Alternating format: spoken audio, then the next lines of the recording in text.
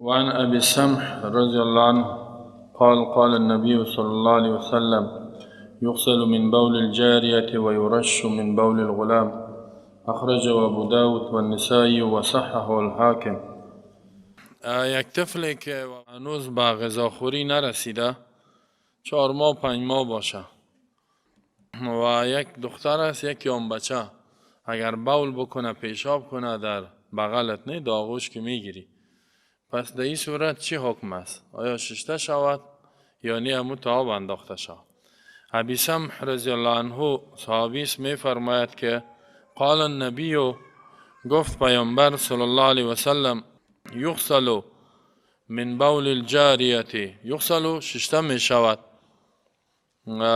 امی جایی که بول شدگی است از بول جاریه، از پیشاب جاریه یعنی طفل، و یورشو، جاریه طفلی که دختر باشد، دختر، و یورشو و آب انداخته می شود با دست من بول الغلامی، از بول و پیشاب بچه. اخرج ابو داود، یه حدیث امام ابو داود نقل کرده، نسائی و صححه الحاکم. حاکم میگه حدیث صحیح است و حدیث صحیح است. جاریه در اینجا گفت که یغسل ششته شود. جاریه کی است؟ فتیه من النساء،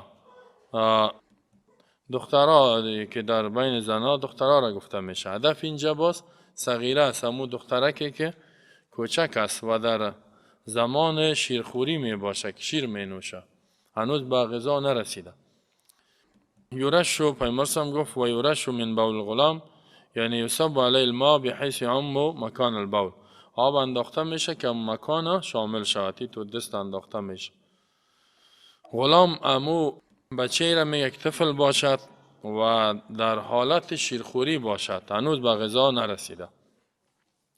این خو یک حدیث است، ولی دیگه احادیث هم صحیح و در بخاری مسلم صحیح ثابت متفق علیه که پیامبر صلی الله علیه وسلم میگه که یک طفلی که غذا نخوردم اگر بچه است ششته شود، لباس پیشاب که میکنه. اگر دختر است میبخشین ششته شود، اگر بچه است این تو آب انداخته میشه و به اندازه خوب که مسعره بگیره، اما این تو آب قبنی که بریزه زیر و تر میشه دیگه.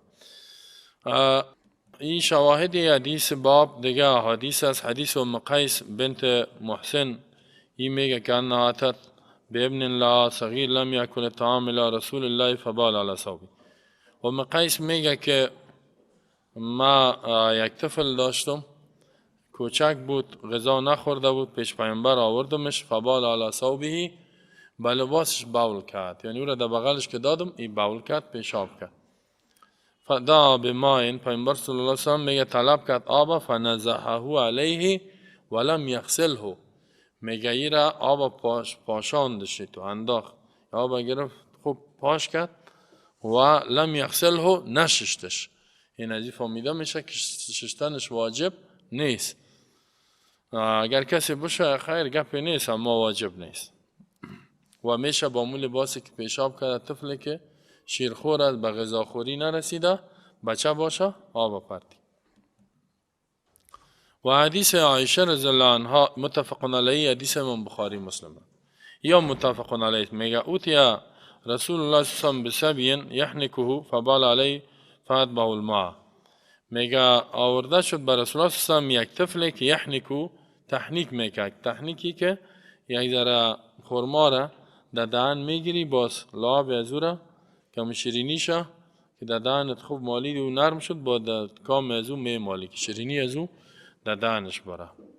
پیامبر تحنیک هم سنت است، تحنیکش میکرد. فبال علیه، طفل باول کرد با بالای پیامبر، میفعد با ما در پشت سر ازی آب انداخت، یعنی تو آب انداخت. متفق علیه. حدیث مسلم است، میگه فبال علیه فدا بماء، طلب کرد پیامبر صلی الله علیه و وقتی که باول کرد پیشاب کرد، گفت بیارین آب، آب آورد، فعد با بول اولم یغسله، فعد با او بولو، میده پشت سر از او ایتو انداخت آب ولم یغسله، نشستش. یعنی در مسلم امی میگه که او را نشست که بگیره جدا آب پرته و بماله. هی دیگه حدیث. و حدیث ام فضل است، لبابه بنت حارث قالت میگه بال الحسین ابن علی فی حجر النبی صلی الله علیه وسلم، باول کرد حسین ابن علی. حسین ابن علی اون نواسیش است، بچه فاطمه رضی الله عنها، در بغل و آغوش پیامبر باول کرد، پیشاب کرد. فقلت ما گفتم یا رسول الله، ای رسول الله، اعطنی ثوبک و البس ثوبا غیره حتی اغسله، بتیم لباس تا و یک لباس دیگه بپوش تا که من را بشویم. یعنی اینطور مردار کرد بان که بشویم، یک لباس دیگه بپوش. فقال می پیامبر صلی الله گفت که انما ینزح من بول ذکر، یقینا نزح میشه، یعنی آب پاشیده می شود از جهت پیشاب ذکر که بچه باشد. و یغسل من بول الانثى، و ششته می شود از جهت بول انثى، یعنی اگر دختر باشد با ششته می شود. یعنی این بچه است و میشه که ما پرتم همی کفایت میکنه. رواه احمد، امام احمد ابن حنبل حدیث روایت کردگی است و ابو داود و ابن ماجه و الحاکم و ابن خزیمه و ابن حبان و ایام حدیثیه. خب اینال سوالی است که ما کیفیت تطهیر بول غلام الجار، چه قسم پاک کرده می شود پیشاب بچه و دختر؟ جوابش است که اختلاف علما اختلاف کرده در کیفیت چگونگی تطهیر بول الغلام، پاک کردن پیشاب بچه و دختر، علی قولین، دو قولت، دو نظر است. قول اول یا نظر اول از مجتهدین است که ان بول الغلام، که پیشاب بچه یکفا فی النصح، کفایت میکنه در این نصح یعنی آب پاشیدن، آب بپاشی. و بول جاریه که است، از دختر که است، یغسل، ششته می شود. و هذا مذهب شافعی و احمد. این امام شافعی رحمه الله احمد ابن حنبل از همین مذاهب چارگانه. اگر این دیگر هم هستند خصابه، چون که حال اکثر اینجا در دنیا اکثر در مذاهب هست، یعنی یا مشهور هستند از یا نقل میکنیم. جایی که شافعی احمد گفتیم یا ابو حنیفه رحمه الله امام مالک، یه هدف نیست که همین 4 تا باشه و دیگه زیاد است علما، خازینا فقط به خاطر شهرتشان نقل میشه. قال شوکانی، میگه امام شوکانی نیام و هو قول علی رضی الله عنه هم امیر میگه که فرق است در بین بول بچه و دختر، یعنی بول بچه با ما انداختن پاک میشه، دختر باید بشوی. و عطا ابن رباح ای تابعی است، یعنی پیش از امام شافعی احمد و امام مالک اینا تیر شدن. حسن بصری این مجتهد بود، در بصره بود در عراق، این هم پیش از امام ابو حنیفه رحمه الله و در دوران بعد از او باز امام پا آمده. و زهری، امام زهری هم تابعی کلام. اسحاق ابن راهویه یا از جمله مجتهدین است و محدث است. و استدلوا، دلایل از اینا چیست؟ که فرق در بین بچه و دختر میگه هاولای بلا حدیث الماضی، اما حدیث قبلا تیر شد بیان کردیم که دو تفریق بود، یعنی فرق بود در بین بول و پیشاب بچه و بول و پیشاب دختر. احادیث سابقه بعضش یفعل النبی صلی الله علیه و بالنظف و بول الغلام، در بعضی بود که پیامبر صلی در بول بچه نصح یعنی آب میپاشید، و بعض چیز که فرقه بصریح القول، یعنی صراحتا پیامبر صلی فرق کردگی با گپم بین بول الغلام و در بین بول بچه و دختر فرق کردگی است. پس ثابت میشه با این احادیث که حکم امی بول بچه و دختر مختلف است، یعنی از بچه آب پاشیدن کفایت میکنه و دختر که است باید ششته شود. و حکم بول غلام نصح است، آب پاشیدن. حکم بول جاریه چیز؟ غسله. خب این نظر کی بود؟ امام شافعی و احمد و اونم احادیثی که بیان کردم کلش دلایلش است و دو صریح است که فرق بود. قول دوم، نظر دوم، فتوای دوم است که بعض علما میگن نه، هما سواء فی وجوب الغسل، بچه و دختر برابر هستند در واجب بودن ششتن، یعنی اگر بول کرد دختر یا بچه دوش باید ششته شد، ششته نشه میگه نماز نمیشه، لباس نجسه. و از مذهب الحنفیه و المالکیه، این مذهب احناف، حنفی امام ابو حنیفه و شاگردای دیگه، و مالکیه مذهب امام مالک رحمه الله. استدلوا، دلیل از اینا چیست؟ اینا استدلال میکنن به عمومات التي جاءت فی غسل البول، همو دلایل عامی که در ششتن پیشاب آمده است عام و او فرق نکرده در بین خرد و کلان، اون از او گپ میزنه.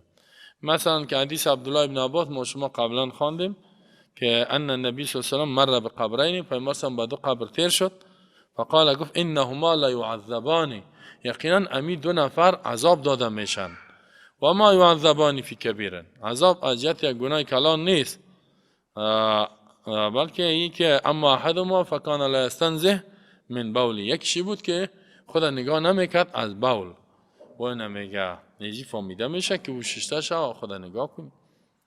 و دیگه حدیث عربیه که بالا فی المسجد، در مسجد بول که خودم کلام و پیمرسم گفت برین آب پرتینی. اما راجح که میبینیم ای است که قول اول است، یعنی امام شافعی احمد، بخاطر که او تفریق است، فرق در بین بول بچه و دختر، لصحت الاحادیث بزا، احادیث صحیح و صریح فرق شده است. جواب از دلایل قول دوم که ائمه امام ابو حنیفه رحمه الله یا احناف مالکی ها میگن، جوابش است که این دلایل عام است و حدیث باب که است که ما بیان کردیم در این بخش این خاص است، فرق که کردگی است و خاص که است یقضی علی العام، فیصله میکنه و خاص که آمد عام تخصیص میکند. او با آدمای کلان است و طفل که باشد فرق میشه. باز امام شوکانی این میگه، یا مجل محدث مجتهد است، میگه و اما الحنفی و المالکیه، احناف و مالکیه فاستدلوا، استدلال کردن لما ذهبوا الی بالقیاس، آنچه که میگه عمل کردن با قیاس، قیاس یعنی اجتهاد کردن. فقال گفتن المراد بقوله ولم یغسله، خیلی پیامبرم که گفتن لم یغسله چی معنا؟ ایرا نششت، میگه هدفش از عدم غسل یا عدم ششتن، ای غسلا مبالغا فی، غسلی که بسیار مبالغه شده باشه، ایتو او را میگه ششته اما بسیار که زیاد ششته باشه، اونو ششتن نبوده، یعنی هدفش میگه اون نیست که نششته باشه. یک تعبیلی است که دیگه و هو خلاف ظاهر، این خلاف ظاهر حدیثه، دو جمعه نششته و اینا تعویل کردن چی میگن؟ با مبالغه نششته. نه خدا کجا. و یبعد ما ورد من الحدیث، دیگه رد میکنه این گپ آن حدیثی که فی التفرقه، یعنی جدایی بود در بین بول غلام و جاریه که ما شما خواندیم، بچه و دختر بولش چی میکرد؟ فرق میکرد. مراد به غلام اینجا کدام بچه است؟ الذی لم یاکل الطعام، همو بچه‌ای که غذا نخورده چی است؟ اینجا علما اختلاف کرده، هیچ چیز نخورده باشد یا غذا نخورده باشد، کدام بچه؟ میگه بعضیا گفته که معدل لبن فقط، یعنی تنش نخورده باشد، یعنی غیر شیر، یعنی اگه شیر خورد دیگه چیز نخورده باشه غیر شیر، اگه دیگه چیز نخورد باز او در چی داخل میشه، در کلان داخل، حکم کلان میگه. و بعضی میگه لم یاکل شیئا، هیچ چیز شیرم نخورده باشه. ولی بعضی گفتن مراد به طعام که نخورده باشه، طعام معدل ماسوای شیری است که او را می نوشه، شیر کش میکنه. و تمر الذی یحنک بی، ماسوای امو خرمایی که تحنیک میشه، یعنی او جویده میشه و با دکامش مالیده میشه. و عسلی که یلقو للمداوات، عسلی که او را میلیسه به خاطر تداوی و اینا، غیر از او است. و رجع الحافظ ابن حجر، حافظ ابن حجر میگه هدف از این که نخورده باشه غذا میست، که شیر اگر خورد خیر، او خرمایی که قطرش ده و گلونش میه خیر، عسل هم که میچوشه خیر، یعنی اینمی است دیگه. غیر از اگر غذا را خورد باز او چی میشه؟ حکم کلان میگیره. قال ابن قیم رحمه الله انما يزول حكم النظر اذا اكل طعام وراده واشتهاه تغذيا به. در تحفة المودود درباره اطفال احکام جمع کرده، میگه حکم زائل میشه حکم نسح یعنی پاشیدن با بالای بول بچه، اذا اکل الطعام، وقتی که غذا را بخوره. و شش ماه که فکر میکنم غذا میخوره و اراده و یا اراده کند، یعنی اشتهایش بیاد بر غذا، و اشتها و تغذین بی، و اشتهایش بیاد از جهت تغذی، یعنی اگر اینطور شد باز دیگه حکمش فرق میکنه، حکمش به این فرق میکنه که اشتهای غذا برش پیدا، یعنی به طرف غذا میخوره، باز اونمو دیگه ششتم میشه دیگه، باز اگر بول کرد ششتم میشه. شیخ ابن ابراهیم رحمه الله، محمد ابن ابراهیم یکی از علمای بزرگ، میگه لیس المراد امتصاصه ما یوضع فی فمه و طفل، هدف از خوردن همین طفل غذا را این نیست که در دانش به زور بانی و خورد کردنش نیست، یکم تا طفل نمیخوره، نه 4 ماه به زور در دانش میکنن، در 3 ماه، بلکه اذا کان یرید الطعام، خودش اراده کنه غذا را، و یتناوله و او را کش کنه خدا پرت به طرفش و یشرب الیه و دیگه طلبش کنه و کوشش کنه که غذا برش داده شه او یوسیه یا غذا را که میبینه چیق میزنه نه که میبینه او یشیر یا اشاره میکنه که ازی به ما بده فهذا هو الذی اطلق علیه انه یاکل این اسمیه که استعمال میشه که این غذا میخوره این نه که به زور دادانش میکنه اونم 6 ماه که شود میتور است حکمت در تفریق در بین بول غلام بول جاریه چیست اینجا یک سوال پیدا میشه چی حکمت است که بول بچه را پیشابش شیر نخورده باشه چی غذا نخورده باشه شیرخور باشه و مثلا میگه که با مو چی میشه آب انداختن پاک میشه و دختر تا که نشوی نمیشه چه حکمت در اینجا علما چند حکمت بیان کردن یکی میگه بول انسان انتن بول دختر که است انتن یعنی بسیار بدبوی است و اسقل من بول غلیظ است سنگین است از بول و پیشاب بچه کرده وقتش میطور است که بسیار سنگین میباشه و بعضی ها گفته که این هم یک دلیل است ان بول الغلام یجتمع فیکتفی برشی جمع میشد یعنی از یک طرف میاد باز کفایت میکنه که ما پرتی و هرچه بول جاریه که است فینتشر هر طرف میره فلا بد من غسلی ضروری است که بشسته شه بعضی را گفته ولی قوی نیست بعضی ها گفتن کثرت حمل الرجال و النساء للذکور مردا و زنا میگه زیاد امی بچه را بغل میکنن و به این توجه دارن او بده بغل بگی بچه را خوش دارن و دختر اوقا نمیگیره یکم تا میگیره فتعم البلوا به بلوی بلوا یعنی مصیبت ای عام است که بول میکنه فشق علی غسل با سخت تمام میشه که بشه او میگیره و مشکل میشود به این خاطر ورجع الحافظ ابن حجر در شرح بخاری را ترجیح دادگیست در فتح الباری و قال می واقع ما قیل فی ذلک قوی ترین آن حکمت که دایی گفته شده است که ان نفوس علقه بذکور منها بالاناث میگه نفس های قلبای انسان ها زیاد توجه و علاقه پیدا میکنه با بچه ها دخترها کرده یعنی فحصلت رخصت در اینجا در بچه ها به خاطر که مشقت حاصل میشه خب شاید یام یک حکمت باشه ولی اون حکمت اولیش قوی تر است که غلیظ است ولی کسی نگوید که چرا دخترها را تو خواهی طبیعت است دیگه نه چرا با دختر توجه ندارن میگه طبیعت است هل بول نجس ام طاهر در حالی که پیامبر هم باز گفته که دخترها را هم توجه کنین و فرق نکنین در بین دختر و بچه بول آیا نجس است یا پاک اینجا سوال پیدا میشه یعنی امی بولی که طفل میکنه این نجس است یا پاک جوابش است که بول نجس است یعنی این بولی که شیرخور هم باشد نجس است فرق بین بول کبیر و صغیر نیست یعنی پیشاب خرد باشه کلان شیرخور باشه کلش نجس است قال النووي میگه در شرح مسلم واعلم ان هذا الخلاف في كيفيه الشيء الذي بال للصبي ولا خلاف في نجاسته میگه اینا بفهم اختلاف کرد در کیفیتی است که این طفل باول میکنه چه قسم ششته شه اختلاف در نجاستش نیست که نجس است یا نیست دی علما مجتهدین اختلاف ندارن میگن نجس است اتفاق میگن نجس است وقد نقل بعض اصحاب اجماع العلماء این بعض اصحاب ما میگه یعنی دوستای ما از مذهب شافعی اجماع و اتفاق علما را محدثین و مجتهدین نقل کرده به نجاست بول صبی پیشاب طفل نجس است و انه لم یخالفی لداود غیر داود ظاهری دیگه کسی مخالفت و داود ظاهری میگه که چون که پیامبر سمور نشش تجی فهمیده میشه که پاک باشه از بچه را میاد دختر را قال خطابی میگه و غیره وليس تجویز من جاوز النصح في السبي من اجل ان بول نیست جایز کردن کسایی که میگه آب بپاشی در بول بچه از جهت ازی که بولش نجس نیست از جهت نیست ولکنه من اجل تخفیف از جهت تخفیف و آسانی است فی ازالتی که دور میشد فاضا و ثواب و حق همیست خب فرق در بین نسخ و غسل چیست؟ نسخ ایغمره و یکاثر بالماء مکاثرتا لا یبلغ جریان الماء و تردد و تقاطره و رجع النووی امام نووی میگه که یک آب میپرتی و زیاد میپرتی که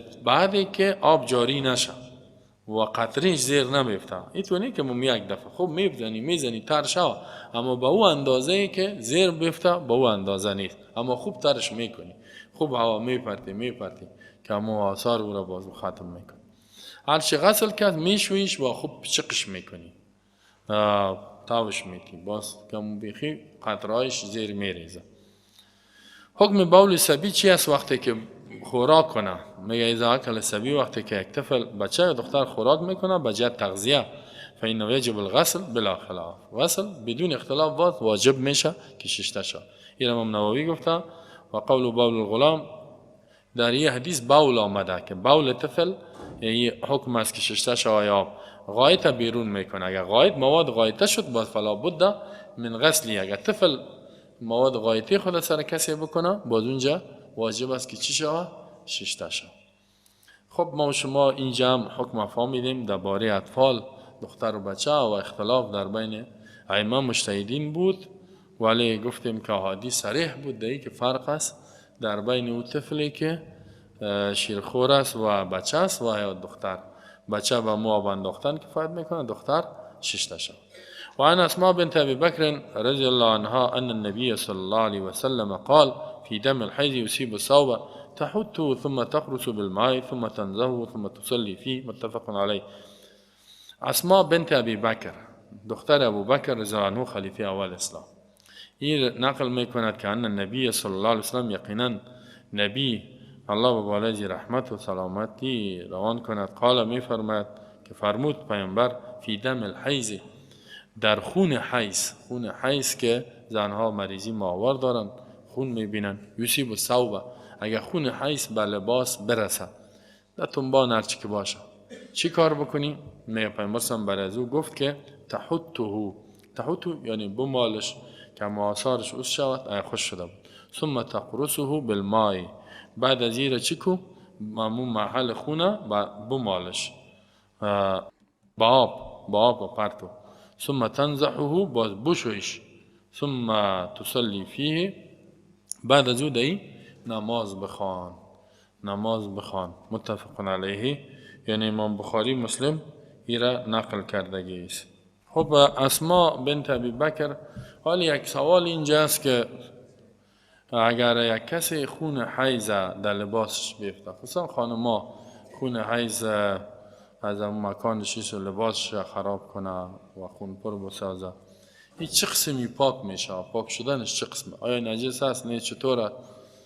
این خو حدیث متفق علیه امام بخاری مسلم نقل کرده. اسماء بنت ابی بکر، اسماء دختر ابو بکر میگه که من پیش پیامبر صلی آمدم سوال کردم، یعنی پیامبر صلی گفت که درباره خون حیض در لباس میرسه تنبان باشه هرچی که باشه، چی گفت؟ تحته، یعنی اول که است او را بمالم خشکیش هم آثارش از بین ببر، آثارش تا که ششتنش آسان شد، اول هم آثارش دور میکنی، باز او را چیش کو اما مکانی که است او را خب بمالش، اول هم آثارش تحکی را میگه که یک کمی اینطور چی میگه که ناخون دور میکنی، باز تقرصه یعنی خوب میمالیش، باز تنزهه میشویش، بعد از اون نماز میخوانی، یعنی ضرور نیست که او را تبدیل کنی دیگه چیزا بود. تحته یعنی تحک و تخشرو، چی میکنی او را؟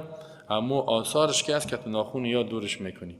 و اخرج ابن خزیمه به لفظ فحکیه، ابن خزیمه میگه پیامبر صلی الله علیه و آله فحکیه یعنی را خوب بمال، اما آثارش دور کو، مراد به ازالت عینش هم ذاتش اوسکو تا که آسان ششتنش با. ثم تقرصه، تقرص یعنی تدلک موضع دم، تدلو یا ایره بمالم مکان خونه به اطراف اصابت بمالش تا که یکش دیگهش حلول بکنه و آنچه که آب دایی میپرتی بیرون شود، یعنی خوب پچقش کو، یعنی پچق بکنش. ثم تنزهو، بعد از او بشو ایره و بعدی که آب بریزه هر قدر تا عده که پاک شود، یک بار شد دو بار شد.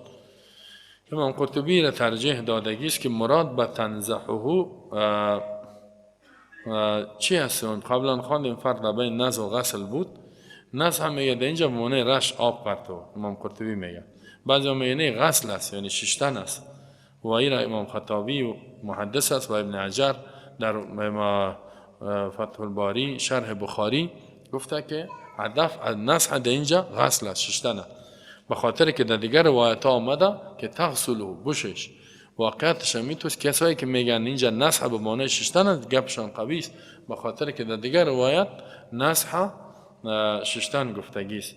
یعنی نسح معانی مشترک داره، اما بعد نافتن میگم ششتن میگم و به قرینه فهمیده میشه. در دیگر حدیث آمده که بشویی. اینجا سوالی است که حکم خون حیض چی است؟ سوال جوابش است که اجماعاً نجس است. امام نووی اتفاق علما را احناف همه مذاهب اتفاق کرده است، به خاطر که در این حدیث آمد که قدر اول آثار شو سکو بعد بمال بشوش. کیفیت تطهیر لباس از جهت خون حیض چی است؟ حدیث دلالت داره که زن وقتی خون حیض میبیند با بالایش چند چی؟ اول تحطه، یعنی اموزاتش که جرمش است او را دور بکنه، او یک در جرم میگیره به خود، زیرا خون تیره است، او را اوسو کنه. دومی که بعد الحط علیها ان تقرصه بالماء بیاطرف، بعد از اینکه اموزاتش اوسو کردی بمالدش با آب، یعنی آب دهی پرتا خوب بشپلیره تا که حلول بکنه همی آب در اجزای از این لباس داخل شود و آنچه که لباس جذب کردگیست از خون او را بیرون بکشه، چک کنه. بعد از قرص که است باز بشویه، یعنی خوب آب پرته سر ازی. اینجا سوال پیدا میشه که آیا شرط است آب از جهت ازاله نجاست، یعنی آب انداختن با آب شرط است، یعنی که بمالیش مثلا آثار شوسو میکنی باز خوب میمالیش به میان پاک میشه؟ بعضی علما میگه که بله، در اینجا آمد که بشویش، در دیگه حدیث آمد شرط است که آب انداخته شود تا که نجاست دور شود، ولی صحیح است که شرط نیست. نجاست عین خبیثه است، هر وقتی که زائل شد حکمش هم زائل میشه. یعنی اگر یک کسی لباس خدا در آفتاب میمانه خوب آثارش رو میکنه بعد میمالیش و آثارش از بین میره با مو هم پاک میشه. میگه آب شرط نیست که حتمی آب پردی، اگر سر آفتاب ماندی خوش شد به میام میشه. به می خاطر امام نووی میگه و فی ازالت نجاست لا یشترط، دور کردن نجاست شرط نیست فی عدد بل یک فی الانقاء، عدد که چند بار بشوی امی انقاء پاک کردنش کفایت میکنه که توسط آفتاب شایایی. اما اگر آب باشه بشوی خوب از گپی نیست، اما اگر نبود یا مشکل بود یا وقت پیدا نکردم آفتاب هم چیز کرد مالیدش با ما پاک میشه. خب این خب ما شما فهمیدیم که خون حیض نجس بوده و شسته شوه و یا پاک کرده شوه. حکم خونی که خارج میشه از غیر سبیلین، یک گپ دیگه در ذهن ما شما پیدا میشه، یعنی غیر از پیش دو طرف انسان دو بر قبول که است پیش و پس که چیزی میاد تو خو و نجس است، غیر ازی دیگه خونا چطور است؟ از پیش که خون بیاد حیض و نفاسی خون نجس است، اگر از پشت هم بیاد دیگه خون، مثلا خون بینی، خون دندان، خون زخم دست، پا، گوش، اینی خونای دیگه این حکمش چیست؟ نجس است یا نه؟ ده اختلاف است. اختلاف العلماء فی ذلک، علماء محدثین اختلاف کرده و ائمه در دو قول، دو نظر است. قول اول، نظر اول میست که نجس است، یعنی خونی که در بینی باشد یا خونی که در دندان باشد یا خونی که در دیگه جا باشد، قول اولی نجس است و این قول جماهیر العلماء، اکثریت مطلق علماء، بلکه بعض علماء اجماع را نقل کرده که در این اتفاق. امام نووی میگه که دلایل علی نجاست دم متظاهرت، دلایل به نجاست خون ظاهر و آشکار است که خون نجس است. اگر خون برآمد یک لباس تا خون پر کرد او را باید بشویی. ولا اعلم فيه خلافا، میگه من در اختلاف نمیفهمم از احد من المسلمین، از یکی از مسلمان. سعی کنه نگر که مذهب شافعی است که اگر خون برآید وضو را میشکنانه، یعنی گپ وضو جداست. ایست که همی خون در بدن افتید از بینی یایی همین لباس تا نجس کرد بدن، یعنی ششتش یا نش ایدهی گپ است. خب شما ذهنتان در وضو نره، گپ وضو پسان میاد که اگر خون از بدن برآید وضو را میشکنانه. با دیجا در بین امامای مذاهب اختلاف است که امام شافعی و غیره میگن که نه نمیشکنانه و دلیل شد. اما گپ ما اینجا در وضو نیست، مشکنان نمشکنان در اختلاف. خون آیا نجس است اگر در بدن؟ میگه نه اختلاف. اینجا امام نووی میگه که ما هیچ کسی از مسلمان ها را این در وقت خودش که زندگی میکرد، یعنی از ائمه 4 مذهب میگن که نجس است، کسی را نمشت. الا ما حکاه صاحب الحاوی مگر می صاحب حاوی یک فقیم است که از بعض متکلمین نقل کرده. متکلمین کسایی که به عقل زیاد ترجیح میدن. انه قال میگه گفت که هو طاهر، ای پاک است. میگه ای گفت که پاک است، یعنی همی خونی که از بینی و یا بیا پاک. لیکن متکلمین میگه لا یعتد بهم فی الاجماع و خلاف. این به اینا اعتبار داده نمیشه، نه در اجماع و نه در اختلاف به مذهب صحیح که جمهور اهل اصول یعنی اهل اجتهاد به گپای متکلمین اعتبار نمیتن و غیر، خصوصا در مسائل فقهی. مسائل عقیدتی که جدا در فقهی برش اعتبار نمیته. این را امام نووی در مجموع جلد 2 صفحه 576 بیان کرده است. خب کسایی که اختلاف کرده یعنی دورانی که بوده او گپش اعتبار نداره. وقد نقل اجماع العلماء على نجاسة الثم كله جماعت کبیرة من العلماء. میگه اجماع را، اتفاق علما را که خون نجس است جمع بزرگی است علما محدثین مجتهدین نقل کرده. از اون جمله ابن حزم ظاهری است در مراتب اجماع صفحه 19 میگه که اجماع از به نجاست خون، اگر که خون بینی باشه یعنی هر عضو بدن. ابن عبدالبر در تمهید کتاب داره، یک عالم کلان مالکی محدث است، در جلد 22 صفحه 230 میگه که اتفاق علما است. 4 مذهب بودی. علامه قرطبی در جامع الاحکام القرآن تفسیر دارد، جلد 2 صفحه 210. ابن رشد در بدایت المجتهد میگه جلد 1 صفحه 79 که اتفاق. ابن حجر در فتح الباری که می خود کتابی که ما شما میخوانیم بلوغ المرام مصنف شمی است، جلد 1 صفحه 352 میگه که اتفاق علماست که خون نجس است. قول دوم، نظر دوم این است که انه طاهر، پاک است، عدا دم الحیض، غیر از خون حیض دیگه خونا پاک است. خون حیض خود حدیث آمده، دیگه خون مثلا خون بینی، خون دست یا اگر از بدن میگه جاری شد لباس نجس نمیشه یا بدن نجس نمیشه، که نشد دیگه اگر در نماز مثلا کسی باشه خون از بدنش بیاد و نجس نمیشه. وقتی که نجس نشد میتونه به نماز خود ادامه بده. و هذا قول شوکانی البانی و شیخ ابن عثیمین. این گپ امام شوکانی که از علمای متأخرین است، محدث و مجتهد، و شیخ البانی که بسیار محدث کلان معاصر در سال 1420 یعنی 20 سال پیش وفات کرده، و شیخ ابن عثیمین ایام در سال 1420 حال 1440 هجری قمری است، یعنی 1440 است نه ایام دمو سال وفات کردگی است. و کلان مفتی اعظم سعودی بود، عربستان سعودی. اینا میگن که نجس نیست. دلیلشان چیست؟ قالو میگن ان الاصل فی الاشیاء الطهاره، اصل در چیزها طهارت پاکی است، حتی یقوم دلیل علی النجاس، تا که دلیل به نجاستش پیدا شه. اینجا میگه دلیل وجود نداره. و کسایی که میگن نجس است را قیاس میکنن به خون حیض و گپا میتوسرین. و دیگه قصه صحابی واقعا که از حدیث صحیح است که قصه صحابی که رما المشرک بسا یک مشرک می 30 تیر زدش و این قائم بود در نماز، در شب نماز میخوان. فماذا فی صلات ادامه داد به نمازش و دماء تسیل خون از بدنش جاری بود. و تیر که بیا خون جاری و نماز ترک نکرد. اگر نجس می بود نماز ترک میکرد. و ذلک فی غزوه الرقا، در غزوه رقا. غزوه رقا جایی است که جنگل بود، درخت‌ها یا کوه بود و این غزوه در سال 4 هجری صورت گرفته است. پیامبر صلی الله علیه و سلم در این غزوه صحابه را روان کرده بود و چند 2 نفر از این گفت که شما پیرو بکنید. یا به حالت پیرو بودن، دشمن آمده بود سر پیامبر سرش حمله کنه و این 2 نفر پیرو، یکیش گفت ما پیرو میکنم، دیگهش خواب بود و این پیرو کننده هم در نماز استاد شد. این اشتباه زیرا پیرو که میکنی نماز چطور میخوانی؟ پیرو نشد.